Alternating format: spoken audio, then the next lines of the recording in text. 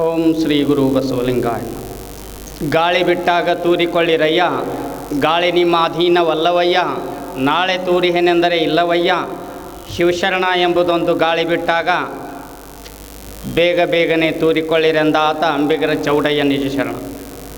ಸಕಲ ಜೀವಾವಳಿಗೆ ಲೇಸನೆ ಬಯಸಿದ ಬಸವಾದಿ ಶರಣರನ್ನು ಪ್ರಪಂಚದ ಎಲ್ಲ ದಾರ್ಶನಿಕರನ್ನ ಹೃದಯ ಮಂದಿರದಲ್ಲಿ ಸ್ಮರಿಸಿಕೊಂಡು ಇವತ್ತಿನ ಈ ಸಮಾಜೋಧಾರ್ಮಿಕ ಕ್ರಾಂತಿಕಾರಕವಾದಂಥ ಈ ಸಾರ್ವಜನಿಕ ಕುರಾನ್ ಪ್ರವಚನ ಕಾರ್ಯಕ್ರಮದಲ್ಲಿ ಈ ಕಾರ್ಯಕ್ರಮವನ್ನು ತಮ್ಮ ಲಿಂಗಹಸ್ತದಿಂದ ಉದ್ಘಾಟಿಸಿ ಈ ಕಾರ್ಯಕ್ರಮದ ಉದ್ಘಾಟನಾ ಭಾಷಣವನ್ನು ಮಾಡಿರುವಂಥ ನಮ್ಮ ಕರ್ನಾಟಕ ಘನ ಸರ್ಕಾರದ ವಿಧಾನಸಭಾ ಅಧ್ಯಕ್ಷರಾದ ಗೌರವಾನ್ವಿತ ರಾಜಕಾರಣಿ ಕಾಗೋಡು ತಿಮ್ಮಪ್ಪನವರಲ್ಲಿಯೂ, ಆತ್ಮೀಯರು ಹಾಗೂ ಖ್ಯಾತ ಪ್ರವಚನಕಾರರು ಆಗಿರುವಂಥ ಶರಣರಾದ ಜನಾಬ್ ಲಾಲ್ ಹುಸೇನ್ ಕಂದಗಲ್ ಅವರಲ್ಲಿಯೂ, ಇನ್ನುಳಿದ ಎಲ್ಲ ಗಣ್ಯಮಾನ್ಯರಲ್ಲಿಯೂ, ಇವತ್ತಿನ ಈ ಪವಿತ್ರ ವೇದಿಕೆಯಲ್ಲಿ ಆಸೀನರಾದ ಎಲ್ಲ ಶರಣ ತಂದೆ ತಾಯಿ ಶರಣ ಬಂಧುಗಳಿಗೆಲ್ಲ ಭಕ್ತಿ ಶರಣಾರ್ಥಿಗಳು.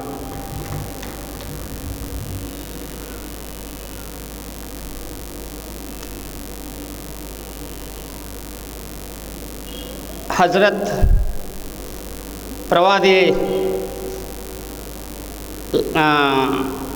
ಮೊಹಮ್ಮದ್ ಸಲ್ಲಲ್ಲಾಹ ಅವರು ಏಕದೇವೋಪಾಸನೆಯನ್ನು ಒಪ್ಪುತ್ತಾರೆ. ಕುರಾನ್ ಏಕದೇವೋಪಾಸನೆಯನ್ನು ಹೇಳ್ತದೆ. ಅದನ್ನು ಬಸವಣ್ಣವರು ಕಡ್ಡಾಯವಾಗಿ ಏಕದೇವೋಪಾಸನೆಯನ್ನು ಕನ್ಸಿಸ್ಟೆಂಟ್ ಮೊನೋಥಿಯಿಸಮ್ ಅಂತಾರೆ. ಕಡ್ಡಾಯವಾಗಿ ಏಕದೇವೋಪಾಸನೆಯನ್ನು ಹೇಳ್ತಾರೆ. ಇದೇ ನಮ್ಮ ಉದ್ಘಾಟನಾ ಭಾಷಣ ಮಾಡಿರುವಂಥ ಕಾಗೋಡು ತಿಮ್ಮಪ್ಪನವ್ರು ಹೇಳಿರು, ನಾವೆಲ್ಲ ನಿಮ್ಮಲ್ಲೇ ಮನುಷ್ಯರಲ್ಲೇ ದೇವ್ರನ್ನ ಕಾಣ್ತೀವಿ ಅಂತ. ಬಸವಣ್ಣವ್ರು ಅದನ್ನೇ ಅಂತಾರೆ, ಜಂಗಮ ಲಿಂಗ ನೀವೇ ಅಯ್ಯ ಕೂಡಲ ಸಂಗಮ ದೇವ, you are all walking temple talking God. ಅದು ಹೇಳ್ತಾರೆ, ಎಲ್ಲರೂ ಇವೆಲ್ಲ ನಡೆದಾಡೋ ಗುಡಿಗಳಂತ, ಮಾತಾಡೋ ದೇವರು. ಮಾನವನಲ್ಲಿ ದೇವರನ್ನು ಕಾಣುವಂಥ ಇದನ್ನು ಬಸವಾದಿ ಶರಣರು ಹೆಂಗೆ ಹೇಳ್ರೋ ಹಂಗೆ ಪ್ರವಾದಿಗಳು ಸಹಿತ ನೋಡ್ರಿ, ದೇವರ ಬಗ್ಗೆ ದೇವರೇ ದೊಡ್ಡವನು, ದೇವರು ಒಬ್ಬನ ಅಂತ ಹೇಳಿ ಅನೇಕ ಕಡೆ ಬಸವಣ್ಣವ್ರ ಪ್ರತಿಪಾದನೆ ಮಾಡ್ತಾರೆ. ಶಾಸ್ತ್ರ ಪುರಾಣಗಳು ಹೇಳುವಂಥ ಬ್ರಹ್ಮ ವಿಷ್ಣು ಮಹೇಶ ಇಬ್ಬರು ಮೂವರು ದೇವರೆಂದು ಉಬ್ಬುಬ್ಬಿ ಮಾತನಾಡಬೇಡ, ದೇವರೊಬ್ಬನೇ ಕಾಣಿರು, ಕೂಡಲ ಸಂಗಮ ದೇವನಲ್ಲದೆ ಇಲ್ಲವೆಂದಿತ್ತು ವೇದ ಅಂತ ಅದರದ ಪ್ರಮಾಣ ಕೊಟ್ಟು ಹೇಳ್ತಾರೋ. ಬ್ರಹ್ಮ ವಿಷ್ಣು ಮಹೇಶ ಈಗ ಲಾಲ್ ಹುಸೇನ್ ಅದಾರ, ಅವರು ತಮ್ಮ ಕಾಯಕಕ್ಕೆ ಹೋದಾಗ ಶಾಲೆಯೊಳಗೆ ಮಾಸ್ತರ್ ಆಗಿರ್ತಾರೆ, ಇಲ್ಲಿ ಬಂದಾಗ ಪ್ರವಚನಕಾರರಾಗಿರ್ತಾರೆ, ಮನೆಯೊಳಗೆ ಯಜಮಾನ್ರು ಇರ್ತಾರೆ. ಒಬ್ಬನೇ ಲಾಲ್ ಹುಸೇನ್ ಕಂದಗಲ್ಲ ಬೇರೆ ಬೇರೆ ಸ್ಥಾನದೊಳಗೆ ಬೇರೆ ಬೇರೆ ಹೆಂಗೆ ಇದನ್ನಾಕ ಹಂಗೆ ಒಂದೇ ಪರವಸ್ತು ಸೃಷ್ಟಿಯನ್ನು ನಿರ್ಮಾಣ ಮಾಡುವತ್ನ್ಯಾಗ ಬ್ರಹ್ಮ ಅನಿಸ್ಕೋತದ, ಅದನ್ನು ಪಾಲನಕರ್ತನಾದಾಗ ವಿಷ್ಣು ಅನಿಸ್ಕೋತದ, ಲಯ ಮಾಡುವತ್ನ್ಯಾಗ ಅದನ್ನೆಲ್ಲ ಪ್ರಳಯ ಮಾಡುವತ್ನ್ಯಾಗ ರುದ್ರ ಅನಿಸ್ಕೋತದ. ಹಂಗೆ ಒಂದೇ ಪರವಸ್ತುವಿನ ಮೂರು ಮುಖಗಳು ಅಂತ. ಅದಕ್ಕೆ ದೇವರು ಒಬ್ಬನೇ ಅನ್ನುವಂಥದ್ದನ್ನು ಅಲ್ಲಾಹು ಅಕ್ಬರ್ ಅಂತೇನ ಇಸ್ಲಾಂದೊಳಗೆ ಏನಂತಾರಲ್ಲ ಅದನ್ನ ಬಸವಣ್ಣವ್ರು ಹೇಳ್ತಾರೆ, ಸ್ವಾಮಿ ನೀನು ಒಡೆಯ, ಸ್ವಾಮಿ ನೀನು, ಶಾಶ್ವತ ನೀನು, ಯು ಆರ್ ಎಟರ್ನಲ್, ಶಾಶ್ವತ ನೀನು, ಎತ್ತಿದೆ ಬಿರುದ ಜಗವೆಲ್ಲರಿಯಲು ಮಹಾದೇವ ಮಹಾದೇವ, ಇಲ್ಲಿಂದ ಮುಂದೆ ಶಬ್ದವಿಲ್ಲ, ಸ್ವರ್ಗ ಮರ್ತ್ಯ ಪಾತಾಳದೊಳಗೆಲ್ಲ ಒಬ್ಬನೇ ದೇವ, ಕೂಡಲ ಸಂಗಮ ದೇವ ಅಂತ ಏಕದೇವೋಪಾಸನೆಯನ್ನು ಭಾಳ ಒತ್ತು ಕೊಟ್ಟು ಹೇಳ್ತಾರೆ. ಯಾಕಂದರೆ ಏಕದೇವೋಪಾಸನೆಯನ್ನು ಮಾಡೋದರಿಂದ ಎಷ್ಟೊಂದು ಇದನ್ನು ಅಕ್ಕದ ಅಂದ್ರೆ ಮನುಷ್ಯನಲ್ಲಿಯ ಗೊಂದಲಗಳು ದೂರ ಅಕ್ಕವ.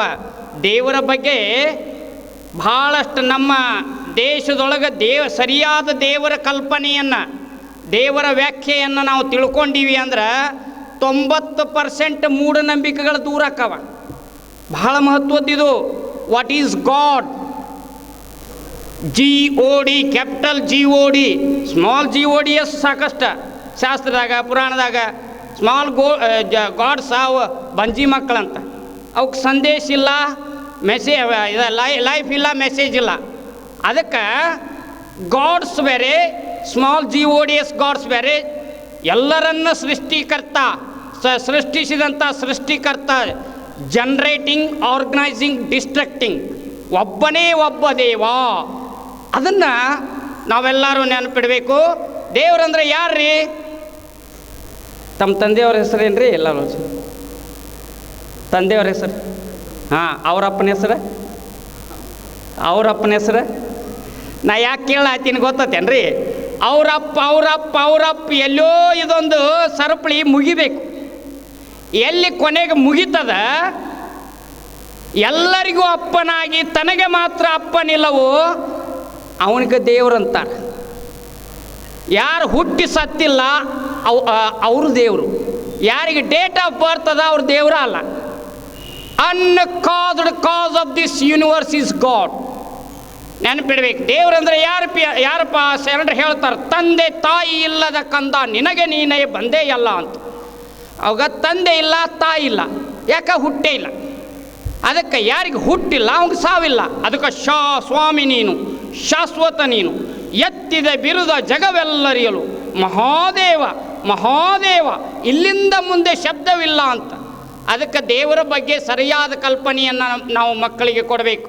ಅದಕ್ಕೆ ಒಂದು ಕಡೆ ಹೇಳಿಬಿಟ್ರು, ಅವ್ರು ಜಡ್ಜ್ಮೆಂಟ್ ಕೊಟ್ಟರು, ಕಲ್ಲು ದೇವರು ದೇವರಲ್ಲ, ಮಣ್ಣು ದೇವರು ದೇವರಲ್ಲ, ಮರ ದೇವರು ದೇವರಲ್ಲ, ಪಂಚಲೋಹಗಳಿಂದ ಮಾಡಿದ ದೇವರೂ ದೇವರಲ್ಲ, ಸೇತು ಬಂದ ರಾಮೇಶ್ವರ, ಕಾಶಿ, ಶ್ರೀಶೈಲ, ಕೇದಾರ, ಗೋಕರ್ಣ ಮೊದಲಾದ ಅಷ್ಟಾಷಷ್ಟಿ ತೀರ್ಥಂಗಳಲ್ಲಿರುವ ದೇವರೂ ದೇವರಲ್ಲ. ಮತ್ತು ಯಾವುದ್ರಿ? ತನ್ನ ತಾನಾರೆಂದರಿದೊಡೆ ತಾನೇ ದೇವ ನೋಡ ಅಪ್ರಮಾಣ ಕೂಡಲ ಸಂಗಮ ದೇವ. ಜಡ್ಜ್ಮೆಂಟ್ ಕೊಡ್ತಾರೆ ನೋಡ್ರಿ. ದೇವರಂದ್ರೆ ಯಾವ್ರಿ ಅಂದ್ರೆ ಟು ನೋ ದ. ಸಾಕ್ರೆಟಿಸ್ ಕೇಳ್ತಾರ, ಜನರು ಕೇಳ್ತಾರ, ಜಗತ್ತಿನಾಗ ಅತ್ಯಂತ ಕಠಿಣ ಕೆಲಸ ಯಾವುದ್ರಿ ಅಂತಂದ್ರೆ ಟು ನೋ ದೈ ಸೆಲ್ಫ್. ತನ್ನನ್ನು ತಾನು ಅರಿಯೋದು ಬಹಳ ಮಹತ್ವದ್ದಿದು. ನಾನು ಯಾರು, ಎಲ್ಲಿಂದ ಬಂದೆ, ಎಲ್ಲಿಗೆ ಹೋಗಬೇಕು. ಈ ನಿತ್ಯ ವಿವೇಕವಿಲ್ಲದವರಿಗೆ ಭವಬಪ್ಪುದು ತಪ್ಪದು ಮಹಲಿಂಗ ಗುರು ಶಿವಸಿದ್ದೇಶ್ವರ ಪ್ರಭುವೇ ಅಂತ. ಯಡಿಯೂರು ಸಿದ್ಧಲಿಂಗೇಶ್ವರ ಅಂಥೇಳಿ ಬಹಳ ದೊಡ್ಡ ಮಹಾತ್ಮರು ಆಗಿ ಹೋದರು ಶರಣರು. ಅವರು ಹೇಳ್ತಾರೆ ಈ ಮಾತನ್ನು ಏನಂತ, ನಿನ್ನ ಫಂಡಮೆಂಟಲ್ ಕ್ವಶನ್ಸ್ ಇಲ್ಲಿ ಹುಟ್ಟಿ ಬಂದ ಮೇಲೆ, ಭೂಮಿಯ ಮೇಲೆ ಹುಟ್ಟಿ ಬಂದ ಮೇಲೆ ಮನುಷ್ಯ ಕೇಳ್ಕೋಬೇಕಾದಂಥ 3 ಮುಖ್ಯವಾದಂಥ ಪ್ರಶ್ನೆಗಳು ಯಾವ್ಯಾವ್ರಿ ಅಂದ್ರೆ, ಒಂದನೇದ್ದು ನಾನು ಯಾರು, ಅದಕ್ಕೆ ಉತ್ತರ ನಾವು ಕಂಡುಕೋಬೇಕು. ಅದಕ್ಕೆ ಸತ್ಸಂಗಿರೋದು. ಬಸವಣ್ಣವ್ರು ಒಂದು ಕಡೆ ಹೇಳ್ತಾರ, ಜಲವ ತಪ್ಪಿದ ಮತ್ಸ್ಯ ಬದುಕುವುದೇ ಸೋಜಿಗ, ಗಣ ತಿಂತಿಣಿಯೊಳಗೆ ಇರಿಸೆನ್ನ ಸಂದೆ. ನೋಡ್ರಿ, ನೀರಿನಿಂದ ಮೀನ ತೆಗೆದ್ರೆ ಸಾಯ್ತದ. ಹಂಗೆ ಮಹಾತ್ಮರ ಅನುಭಾವಿಗಳ ಸಂಘದಿಂದ ನಾನು ತೆಗೆದಿ ಅಂದ್ರೆ ನಾ ಬದುಕಲಿಕ್ಕೆ ಸಾಧ್ಯ ಇಲ್ಲ ಅಂತ. ಮೊಟ್ಟ ಮೊದಲಿಗೆ ಒಂದು ಅನುಭವ ಮಂಟಪ ಅಂತ ಅನುಭಾವಿಗಳ ಒಂದು, it is the first parliament in the world ಅಂಥೇಳಿ ಬಸವಣ್ಣಂದ ಲಂಡನ್ ಪಾರ್ಲಿಮೆಂಟ್ ಮುಂದೆ ಒಂದು ಮೂರ್ತಿ ಅನಾವರಣ ಮಾಡ್ರು. ಯಾಕಂದ್ರೆ ಪ್ರವಾದಿಗಳು ಹೇಳ್ದಂಗೆ, ಕುರಾನ್ ಹೇಳುವಂಗೆ ವಚನ ಸಾಹಿತ್ಯನೂ ಸಹಿತ, ಬಸವಣ್ಣನೂ ಸಹಿತ ಯೂನಿವರ್ಸಲ್ ಕಾನ್ಸ್ಟಿಟ್ಯೂಷನ್. ಅಕ್ಕ ಮಹಾದೇವಿ ನೋಡ್ರಿ, ನಾವು ಬಂದ ನಾಡ ಇದು ಅಕ್ಕ ಮಹಾದೇವಿ. ಇಲ್ಲಿಂದನ ದೊಡ್ಡ ಕ್ರಾಂತಿಕಾರಕವಾದಂಥ ಹೆಣ್ಣು ಬತ್ತಲೆ ಬಂದದ್ದು ಜಗತ್ತಿನ ಯಾವ ಧರ್ಮದಾಗೂ ನಿಮಗೆ ಸಿಗಂಗಿಲ್ಲ. ಅದು ಹದಿಹರಿಯಾದ ಅಕ್ಕ, ಏನು ಸುರಸುಂದರಿಯಾಗಿದಂಥ ವಿಶ್ವಸುಂದರಿಯಾಗಿರುವಂಥ ಅಕ್ಕ ಹದಿಹರಿಯದಲ್ಲಿ ಉಡುತಡಿಯಿಂದ ಕಲ್ಯಾಣದ ಇದನ್ನ ಶಿವಮೊಗ್ಗ ಜಿಲ್ಲೆಯಿಂದ ಬೀದರ್ ಜಿಲ್ಲೆ ತನಕ ಬತ್ತಲೆಯಾಗಿ ಬರ್ತಾಳತ್ತಂದ್ರೆ ಎಂಥ ಕ್ರಾಂತಿ ಅದು. ಇಂಥ ದಿವಸದಾಗ ಒಬ್ಬ ಹೆಣ್ಣುಮಗಳು ರಾತ್ರಿ ಹೋಗುವಂಥ ಇದನ್ನೇ ಇಲ್ಲ ಅಂಥ ಈ ಅತ್ಯಾಚಾರ ಇವು ನಡೆಯುವ ಹೊತ್ನ್ಯಾಗ ಏನು ಊಹಿಸ್ಲಿಕ್ಕೂ ಅಸಾಧ್ಯ ಅಕ್ಕದ. ಅದಕ್ಕೆ ವೀರ ವಿರಾಗಿಣಿಯಾಗದಂಥ ಶರಣರ ಕಣ್ಮಣಿಯಾಗಿದಂಥ ಅಕ್ಕ ಮಹಾದೇವಿ ನಾಡಿದು. ಅದಕ್ಕೆ ಅನುಭವ ಮಂಟಪಕ್ಕೆ ಬಹಳ ದೊಡ್ಡ ಕೊಡುಗೆಯನ್ನು ಈ ಶಿವಮೊಗ್ಗ ಜಿಲ್ಲೆ ಕೊಟ್ಟದ. ಒಂದು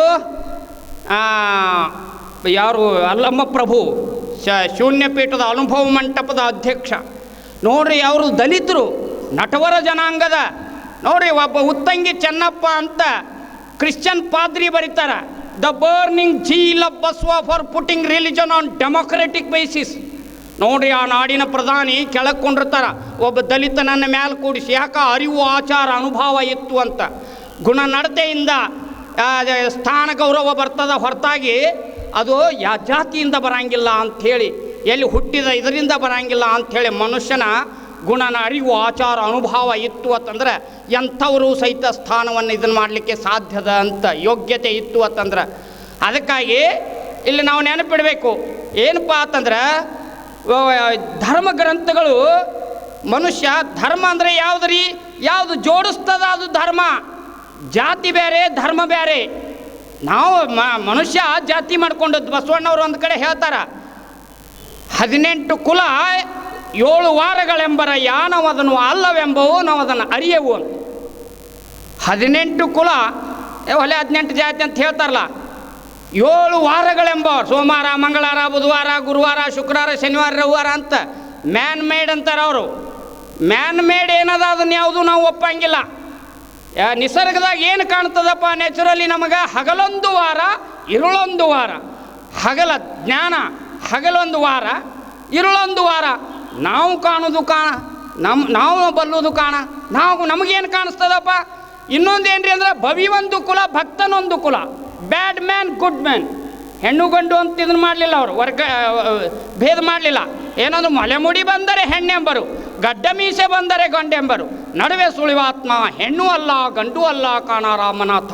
ನೋಡಿ ಎಷ್ಟು ಡೀಪ್ ಕೇಳಿದ್ರು ಅಂದ್ರೆ ಅಕ್ಕ ಮಹಾದೇವಿದು ಒಂದು ವಚನ ಕೇಳಿದ್ರೆ ಭಾಳ ಆಶ್ಚರ್ಯ ಅನ್ನಿಸ್ತದ ನಿಮ್ಗೆ.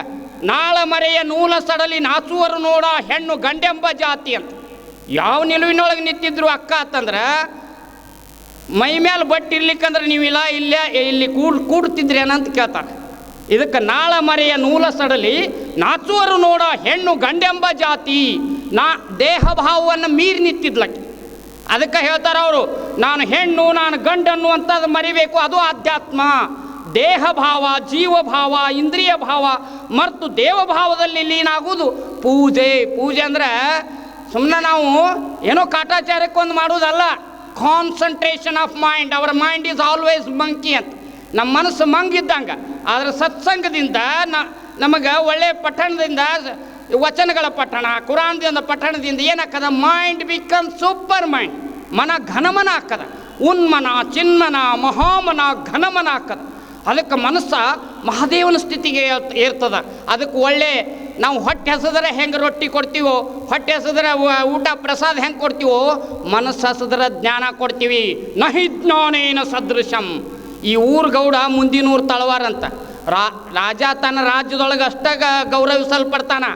ಆದರೆ ನೋಡ್ರಿ, ಜ್ಞಾನಿ ಸರ್ವತ್ರ ಪೂಜ್ಯತೆ. ನಾಲೆಜ್ ಈಸ್ ಪವರ್ ಅಂತ. ದುಡ್ಡೇ ದೊಡ್ಡಪ್ಪ, ವಿದ್ಯೆ ಅದರಪ್ಪ ಅಂತ. ಅದಕ್ಕೆ ಅದರಾಗ ಅನುಭವ ಮಂಟಪದಾಗ ಪ್ರಭುದೇವರು ಹೇಳ್ತಾರ, ಭೂಮಿ ನಿನ್ನದಲ್ಲ, ಹೇಮ ನಿನ್ನದಲ್ಲ, ಕಾಮಿನಿ ನಿನ್ನವಳಲ್ಲ, ನಿನ್ನೊಡವೆ ಎಂಬುದು ಜ್ಞಾನರತ್ನ. ಅದನ್ನು ಕೆಡಗುಡದೆ ನೀನು ಅಲಂಕರಿಸಿದೆಯಾದರೆ ನಿನ್ನಿಂದ ಬಿಟ್ಟು ಸಿರಿವಂತರಾರಿಲ್ಲ ಕಾಣ ಎಲೆ ಮನವೇ. ನೋಡ್ರಿ, ಮನಸ್ಸಿಗೆ ಬೋಧನೆ ಮಾಡ್ತಾರೆ ಅವರು. ಏನಪ್ಪ ಅಂದ್ರೆ ಗಾಂಧೀಜಿಯವರು ಹೇಳ್ತಾರ, ಯುಗ ಪುರುಷ ಗಾಂಧೀಜಿ, ದಿನನಿತ್ಯ ನಾನು ನನ್ನ ಜೀವನಕ್ಕೆ ಸತ್ವವನ್ನು ತುಂಬುತ್ತಾ ಇದ್ದೆ ಅಂತ. ಬಹಳ ಮಹತ್ವದ್ದಿದು. ದಿನನಿತ್ಯ ನಾವು ಪಠಣವನ್ನು ಮಾಡಬೇಕು. ಯಾಕಂದ್ರೆ ಮನಸ್ಸು ಹೊಲಸಾಗ್ತಿರ್ತದೆ. ಮನಸ್ಸು ಯಾವಾಗಲೂ ಈ ಜಂಜಾಟದಾಗ, ಜೀವನದ ಜಂಜಾಟದೊಳಗೆ, ಇಂದ್ರಿಯಾತ್ಮಕ ಜಗತ್ತಿನಲ್ಲಿ ಅದು ಕಲುಷಿತಗೊಳ್ತಿರ್ತದೆ. ಹೆಂಗದಪ್ಪ ಮನಸ್ಸು ಅಂತ ಹೇಳ್ತಾರೆ ಅವ್ರು. ಕಂಬಳಿಯಲ್ಲಿ ಕಣಕನಾದಿದಂತೆ ಎನ್ನ ಮನ ನೋಡಯ್ಯ. ಕಂಬಳ್ಯಾಗ ಕಣಕನಾದ್ರೆ ಚಪಾತಿ ಹಾಕವನ್ರಿ, ಅದಕ್ಕೆಲ್ಲ ಉಣ್ಣೆ ಹತ್ತಿಬಿಡ್ತಾವೆ. ಹಂಗೆ ಮನಸ್ಸು ಎಷ್ಟು ಚಂಚಲ ಅದ ಅಂತಂದ್ರೆ ಅದನ್ನು ಕಂಟ್ರೋಲ್ ಮಾಡೋದಕ್ಕೆ ಬಹಳ ಕಷ್ಟ ಆಗ್ತದ ಅದಕ್ಕಾಗಿ ಬಸವಣ್ಣವ್ರು ಹೇಳಿಬಿಟ್ರು ನೋಡ್ರಿ, ದೇವ್ರಂದ್ರೆ ಮತ್ತೇನು ಕಲ್ಲಾಗ ಮಣ್ಣಾಗ ಕಟ್ಟಿಗೆಯಾಗ ಫೋಟೋದಾಗ ಅಲ್ಲೇ ಇಲ್ಲೇ ಕಾಣೋದಲ್ಲಪ್ಪ. ಸಕಲ ಜೀವಾತ್ಮರಲ್ಲಿ ಎಲ್ಲೆಲ್ಲಿ ಇದನ್ನ ಜೀವದ ಅಲ್ಲಿ man is the image of god. Man is rooted in god. He is the crest of creation. ಮನುಷ್ಯ ಅಂದ್ರೆ ಬರೀ ಎಲ್ಲೂ ತೊಗಲ ಮಾಂಸದ ಮುದ್ದೆ ಅಲ್ಲ, ಅವನು ದೇವರ ಪ್ರತಿರೂಪ. ಅದಕ್ಕೆ ಎಂಥ ಮಾನವ ಜನ್ಮ ಏನು ಕೆಡಿಸಿ ಬಿಟ್ಟಿರಪ್ಪ, ಇಂಥ ಮಾನವ ಜನ್ಮ ಸಿಕ್ಕಿತ್ತೇನ್ರಪ್ಪಯ್ಯ ಅಂತಾರೆ. ಮಾನವ ಜನ್ಮ ಬರೋದು ಸಾಮಾನ್ಯ ಅಲ್ಲಪ್ಪ. ಇದು ಎಷ್ಟು ಇದರಿಂದ ಪಾಪ ಪುಣ್ಯ ಸಮತಾಗಡೆ ತರಿ ನರದೇಹ ಜೋಡೆ.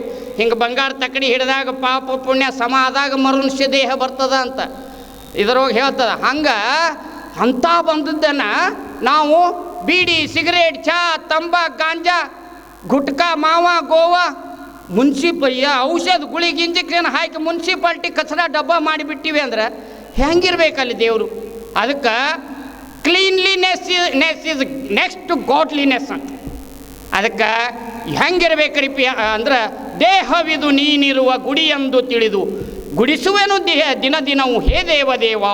Human body is a living temple of God. ಗಾಂಧೀಜಿಯವ್ರು ಬರೀತಾರೆ ನೋಡ್ರಿ, and a living miraculous machine which produces all the medicines in its own factory for its all ill health ಅಂತ. ಭಾಳ ಆಶ್ಚರ್ಯ ಅನಿಸ್ಬೋದು ನಿಮಗೆ. ಹೊರಗೆ ಇದನ್ನು ಎಲ್ಲರಿಗಿಂತ ಎಲ್ಲ ಡಾಕ್ಟ್ರ್ ಒಳಗೆ ಕೂತಾನೆ.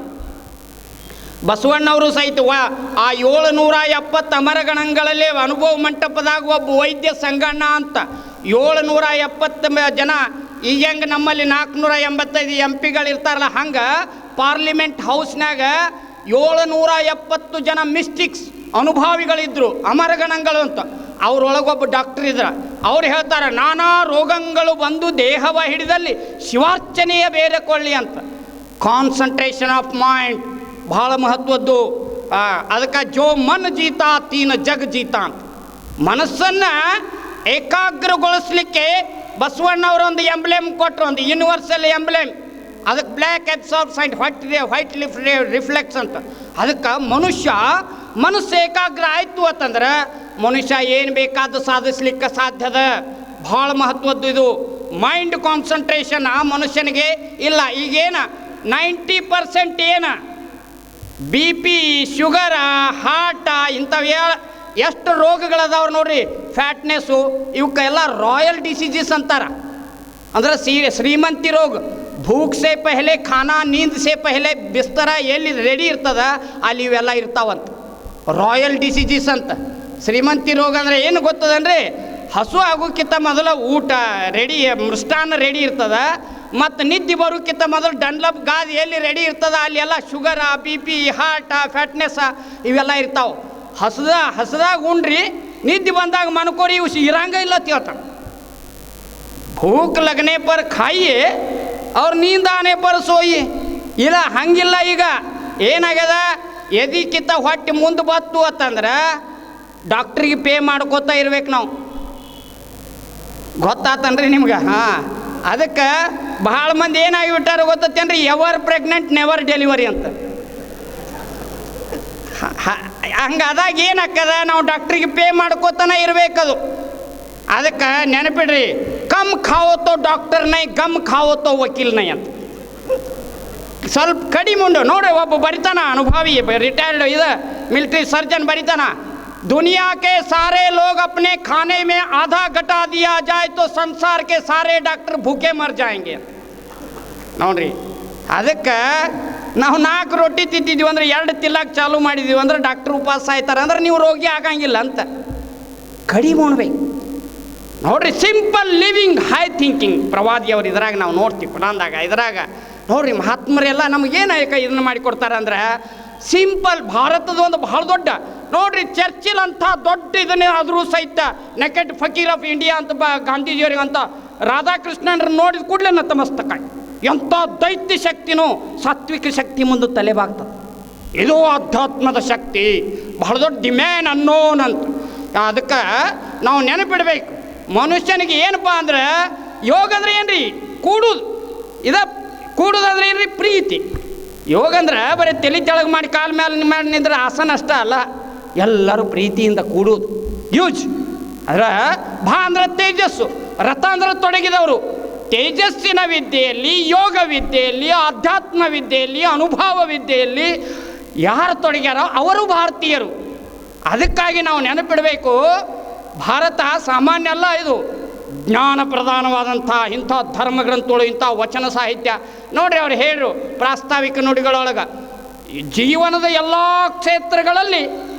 ಕ್ಷೇತ್ರಗಳ ಬಗ್ಗೆ ಕುರಾನ್ನಾಗ ಐತಿ ಅಂತ. ಅದನ್ನು ಬಸವಣ್ಣವ್ರ ಬಗ್ಗೆನೂ ಹೇಳ್ತಾರೆ.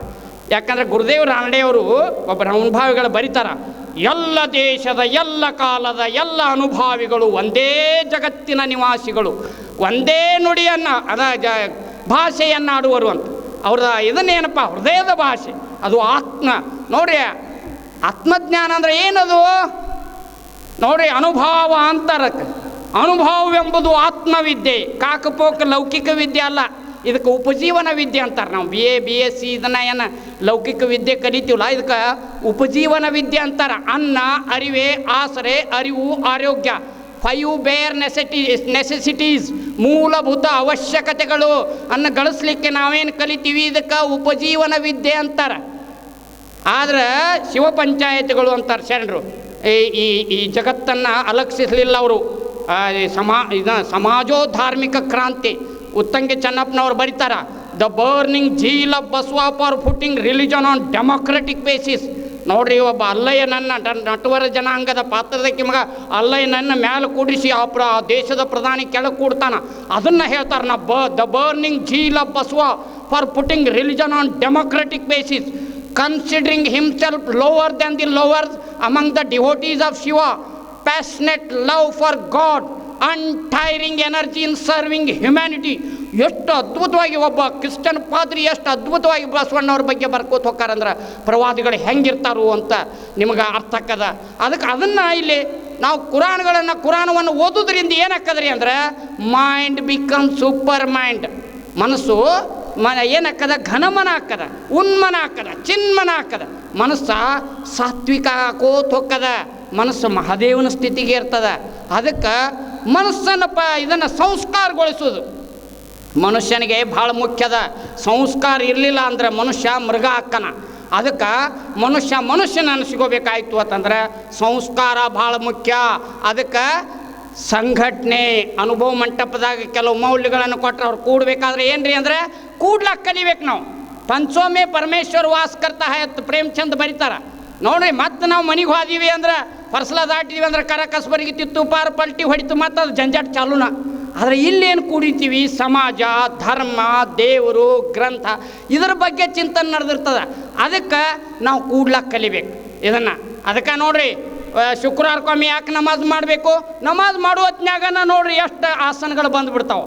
ಆಸನ ಮಾಡೋದ್ರಿಂದ ಏನಾಕ್ಕದ್ರಿ, ಅದನ್ನು ಆ ಒಂದು ಪವಿತ್ರ ಭಾವನೆಯಿಂದ ಮಾಡೋದ್ರಿಂದ ಏನಾಕ್ಕದ, ನರ್ವಸ್ ಸಿಸ್ಟಮ್ ಸ್ಟ್ರಾಂಗ್ ಆಗ್ತದ.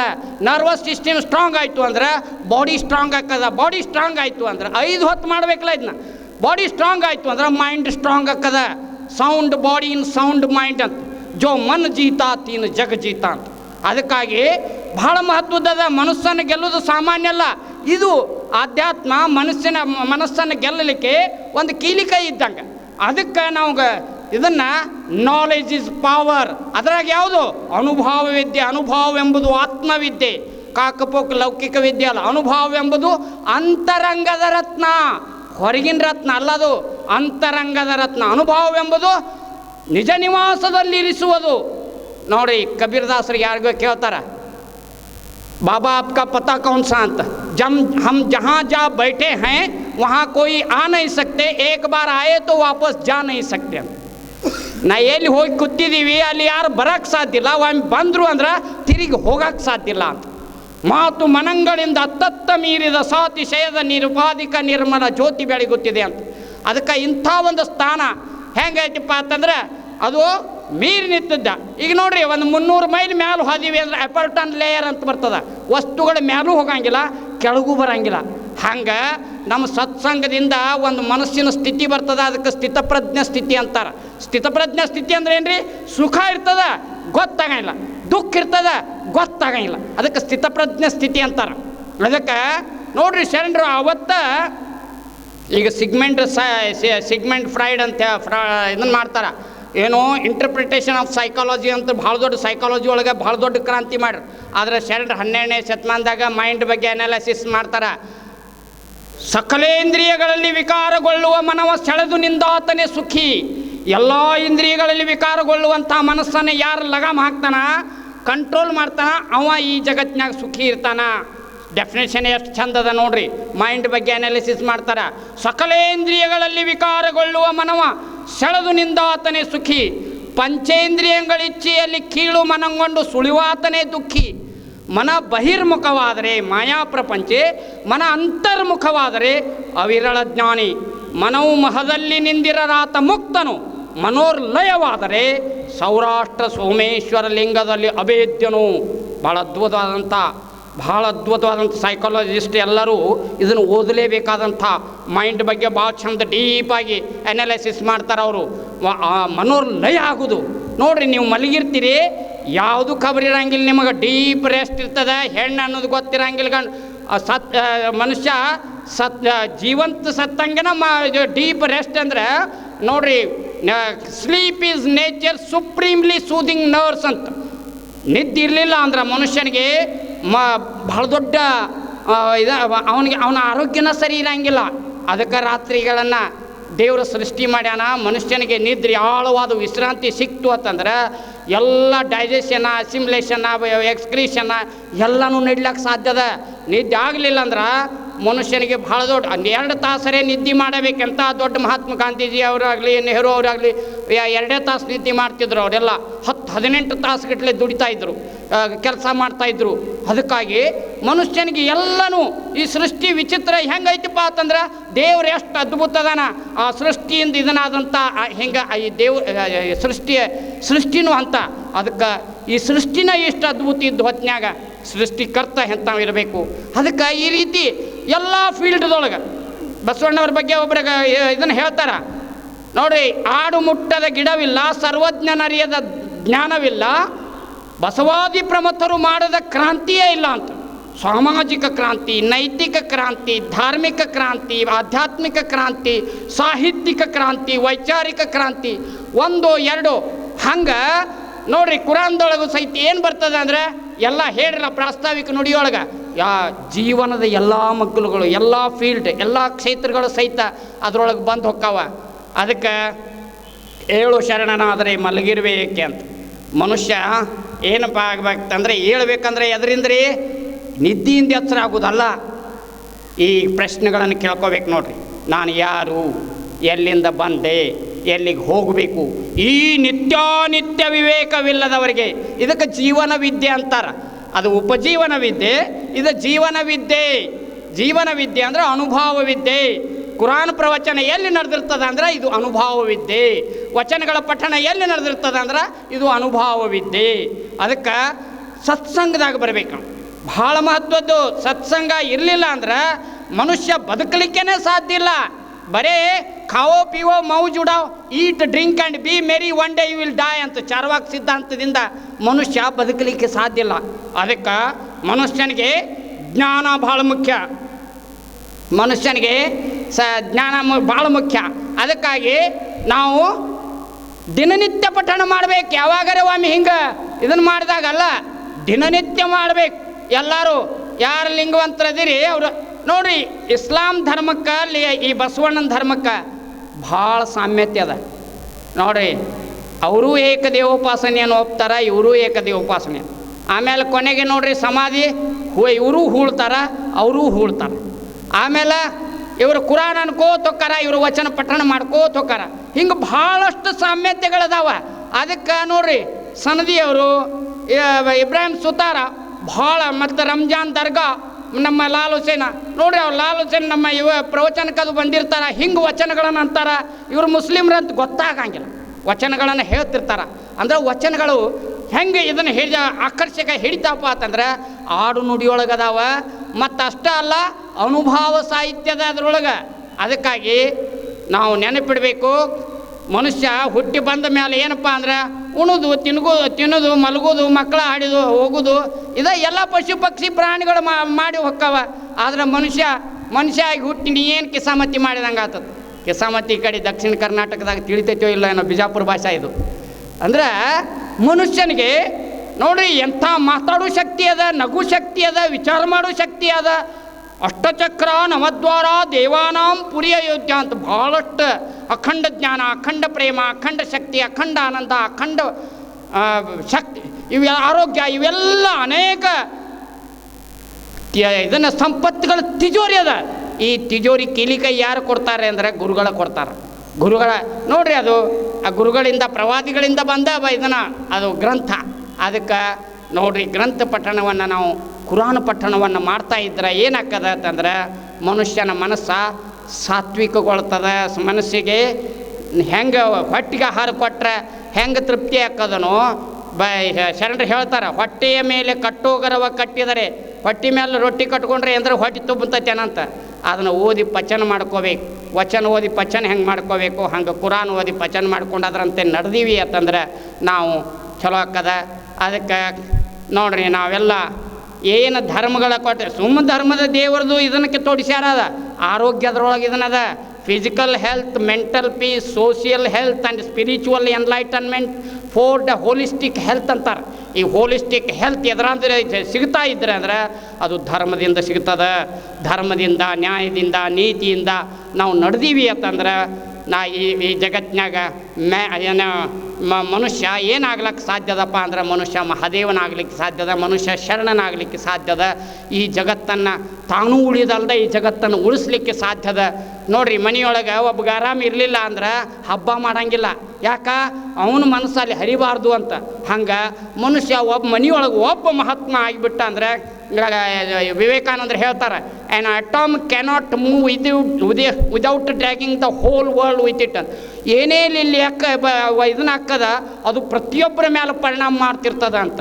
ಅದಕ್ಕೆ ಏನೇನು ಒಂದು ಕಾಂಟ್ರಾಕ್ಷನ್, ರಿಲ್ಯಾಕ್ಸೇಷನ್ ಜಗತ್ತಿನಾಗ ಏನೇನು ಇದನ್ನು ಹಾಕದ ಅದ್ರದ್ದು ಪರಿಣಾಮ ಪ್ರತಿಯೊಂದು ವಸ್ತುವಿನ ಮೇಲೆ, ಪ್ರತಿಯೊಂದು ವ್ಯಕ್ತಿ ಮೇಲೆ ಹಾಕಿರ್ತದ. ಅದಕ್ಕೆ ಒಳ್ಳೆ sow a thought reap an act, ಒಳ್ಳೆಯ ವಿಚಾರಗಳನ್ನು ಬಿಟ್ಟು sow an act reap a habit, sow a habit reap a destiny. ನೋಡಿರಿ ನಮ್ಮ ವಿಚಾರಗಳೇ ನಮ್ಮ ಭವಿಷ್ಯವನ್ನು ನಿರ್ಮಾಣ ಮಾಡ್ತಾವೆ. ಅದಕ್ಕಾಗಿ ಯಾವಾಗಲೂ ಒಳ್ಳೆಯ ವಿಚಾರಗಳಿರಬೇಕು. ಅಂಥ ಒಳ್ಳೆಯ ವಿಚಾರಗಳನ್ನು ಧರ್ಮ ಗ್ರಂಥಗಳು ಕೊಡ್ತಾವೆ. ಅದಕ್ಕೆ ಒಂದು ಭಾಗ್ಯ. It is not time wasted, it is invested. ಅದಕ್ಕೆ ಈಗಾಗಲೇ ನಮ್ದು ಇದನ್ನು ಬಂದದ, ನಾವು ಟೈಮ್ ಕಡೆ ನೋಡೋಂಗಿಲ್ಲ. ಹಂಗೆ ಚಾಲೂ ಮಾಡಿಬಿಟ್ಟಿವಿ ಅಂತಂದ್ರೆ ರೀಲ್ ಬಿಸ್ಕೋತ ಹೋಗ್ತದೆ. ಅದಕ್ಕೆ ತಾವೆಲ್ಲ ಇಂಥ ಪಠಣ ಮಾಡಬೇಕು, ಹದೀಸ್ಗಳನ್ನು ಓದಬೇಕು, ವಚನಗಳನ್ನು ಓದಬೇಕು. ಕುರಾನ್ ಪಠಣ ಮಾಡ್ತಾ ಇದ್ದೀರಿ ಅಂತಂದ್ರೆ ಅದರಾಗ ಶಾಂತಿ ಪ್ರಕಾಶಂದ ನಾನು ಸುಮಾರು 20-25 ವರ್ಷದಿಂದ ಜಮಾತೆ ಇಸ್ಲಾಂ ಹಿಂದ್ ಸಂಘಟನೆ ಜೊತೆಗೆ ಒಡನಾಟದ. ರಾಯಚೂರು ಹಿಡ್ಕೊಂಡು ಇದ್ರ ತನಕ ಯಾವಲ್ಲೂ ಪ್ರತಿಯೊಂದು ಕಾರ್ಯಕ್ರಮ ನೋಡಿರಿ 7-8 ಈ ಪೈಗಂಬರ್ ಇದಕ್ಕೆ ಜಯಂತಿಗೆ ನಾನು ಈಗ ಅಟೆಂಡ್ ಆಗೀನಿ. ಸಾಕಷ್ಟು ಕಾರ್ಯಕ್ರಮಗಳಿಗೆ ಎಲ್ಲ ಕಡೆ ಯಾಕೆ ಕರೆಸ್ತಾರಪ್ಪ ಅಂತಂದ್ರೆ ಬಸವಾದಿ ಶರಣರ ಚಿಂತನೆಗಳು, ಇಸ್ಲಾಂ ಧರ್ಮದ ಚಿಂತನೆಗಳು ಒಂದೇ ಅದಾವೆ, ಕುರಾನದ ಚಿಂತನೆಗಳು. ಅದಕ್ಕೆ ಮನುಷ್ಯ ಬೇರೆ ಬೇರೆ ಅಲ್ಲ, ಬರೀ ಇದನ್ನಷ್ಟು ಮೇಲಿನ ಇದನ್ನು ಬೇರೆ ಬೇರೆ ಧರ್ಮ ಬೇರೆ ಬೇರೆ ಆದರೂ ಮನುಷ್ಯ ಒಬ್ಬನೇ. ಅದಕ್ಕೆ ಎಲ್ಲ ಮಾನವರೇ. ಅಲ್ಲಿ ಮುಸ್ಲಿಮರೇ ಅಂತ ಕುರಾನ್ದಾಗ ಎಲ್ಲಿಯೂ ಬರೋಂಗಿಲ್ಲ, ಮಾನವರೇ ಅಂತ ಇದನ್ನು ಬರ್ತದೆ. ಅದಕ್ಕೆ ಇಲ್ಲಿ ಮಣಿಕುಲಕ್ಕೆಲ್ಲ ಇದನ್ನು ಸಂಬಂಧಿಸಿದ್ದದ. ಅದಕ್ಕೆ ಧರ್ಮ ಮನುಷ್ಯನನ್ನು ಬೇರೆ ಬೇರೆ ಮಾಡೋಂಗಿಲ್ಲ, ಮನುಷ್ಯನನ್ನು ಜೋಡಿಸ್ತದ ಅನ್ನೋದನ್ನು ಧರ್ಮ ಗ್ರಂಥಗಳು ಹೇಳ್ತಾವೆ. ಅಂಥ ಒಂದು ಸುಜ್ಞಾನ ಶಕ್ತಿ ಭಕ್ತಿಯನ್ನು ಅಲ್ಲ ನಿಮಗೆ ಕರುಣಿಸಲಿ ಅಂತ ಹಾರೈಸಿ ಮತ್ತೊಮ್ಮೆ ತಮಗೆಲ್ಲ ಅಷ್ಟು ದೂರದಿಂದ ಬಂದ ನಮ್ಮ ಇವರು ಏನ್ರಿ ನಮ್ಮ ಶರತ್ ಚಂದ್ರ ಅವ್ರ ಮನೆ ಭಾಳ ಭಕ್ತಿಯಿಂದ ನೋಡ್ರಿ ಅಲ್ಲೇ ನಮಗೆ ಎಷ್ಟು ಒಂದು ಸಂತೋಷ ಅಂದರೆ ಇಲ್ಲಿ ಅಕ್ಕ ಮಹಾದೇವಿ ನಾಡಿಗೆ ಅಲ್ಲಂ ಪ್ರಭುನ ನಾಡಿಗೆ ನಾವು ಬಂದೀವಲ್ಲಪ್ಪ ಅಂತ. ಮತ್ತು ಅದು ಭಾಳ ನಮ್ಮ ದಿನಮಾನದ ಒಂದು ಗೌರವಾನ್ವಿತ ರಾಜಕಾರಣಿ ಇವರಿಂದ ಲಿಂಗಹಸ್ತದಿಂದ ನೀವು ಉದ್ಘಾಟನೆ ಭಾಳ ಪ್ರಸ್ತುತವಾದಂಥ ಸಮಾರಂಭ ಇದು. ಜಮಾತೆ ಇಸ್ಲಾಮಿ ಹಿಂದ್ ಸಂಘಟನೆ ನಮ್ಮ ದೇಶದೊಳಗೆ ಇನ್ನೂ ಹೆಚ್ಚೆಚ್ಚು ಬೆಳೀಲಿ. ಇಂಥ ಸಂಘಟನೆ ಬೆಳೆಯೋದ್ರಿಂದ ದೇಶದಲ್ಲಿ ಶಾಂತಿ, ಸಮೃದ್ಧಿ, ಸಂತೃಪ್ತಿ ನೆಲೆಸಲಿಕ್ಕೆ ಸಾಧ್ಯದ. ಅದಕ್ಕೆ ಇನ್ನೊಮ್ಮೆ ತಮಗೆಲ್ಲ ಶರಣಾರ್ಥಿಗಳನ್ನು ಅರ್ಪಿಸಿ ನಮ್ಮ 2 ಮಾತುಗಳನ್ನು ಮುಗಿಸ್ತೀವಿ. ಜೈ